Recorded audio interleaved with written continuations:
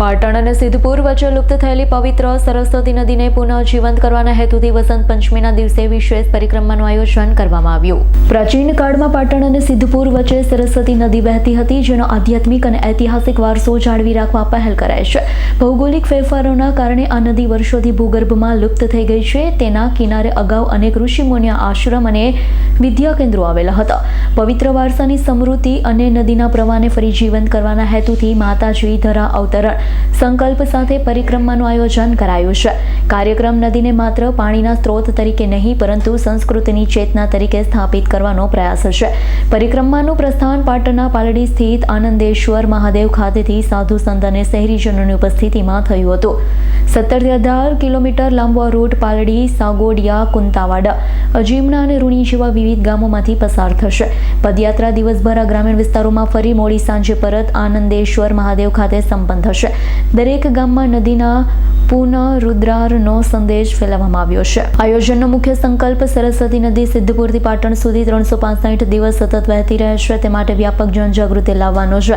પરિક્રમામાં અંદાજે 100 થી 125 જેટલા સાધુ સંત, આસપાસના ગ્રામીણ વિસ્તારના લોકો, વિવિધ રાજકીય અગ્રણીઓ હાજરી આપી તેમણે નદીના અસ્તિત્વને બચાવવા માટે સમર્થન જાહેર કર્યું। પદયાત્રા દ્વારા લુપ્ત થયેલા જળ સ્તરોને ફરી જીવંત કરવાના પ્રયાસોને વેગ મળે તેવી આશા વ્યક્ત કરવામાં આવી। વંદે માં સરસ્વતીમ, હર હર મહાદેવ।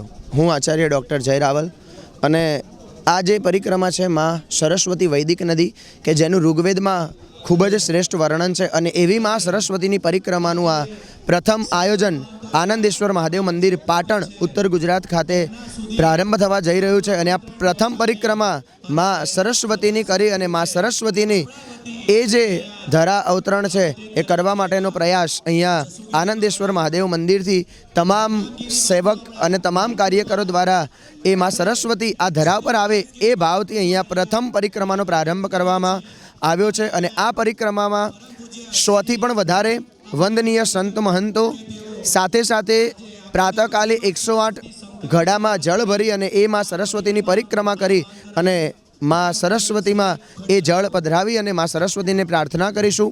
સાથે સવારે 6 કલાકે યજ્ઞનો પ્રારંભ કરી એમાં તમામ આવેલ ભક્તોએ આહુતિ પ્રદાન કરી અને ત્યાર પછી 9 અને 15 કલાકે માં સરસ્વતીના જયઘોષ, ભગવાન મહાદેવજીના જયઘોષ સાથે અને શંખનાદ કરી અને આ યાત્રાનો પ્રારંભ કરવાનો છે।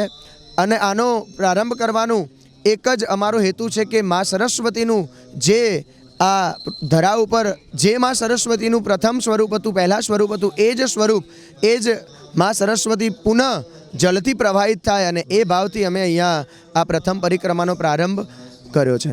વંદે સનાતન પરંપરાના આધારસ્તંભ એવા વેદોમાં ઋગ્વેદ જેવા વેદમાં નદી તમે એટલે કે નદીઓમાં શ્રેષ્ઠ એવી ઉપમા ધરાવનાર ભગવતીમાં સરસ્વતી જ્યારે પાટણ પ્રદેશમાં થઈને વહી રહી છે, આજે પ્રત્યેક પાટણવાસી એ નદી પ્રત્યેની કૃતજ્ઞતા ભાવ, શ્રદ્ધા અને એની પૂર્ણતાની પ્રાપ્તિને અર્થે કરીને આ પરિક્રમા કરી રહ્યું છે।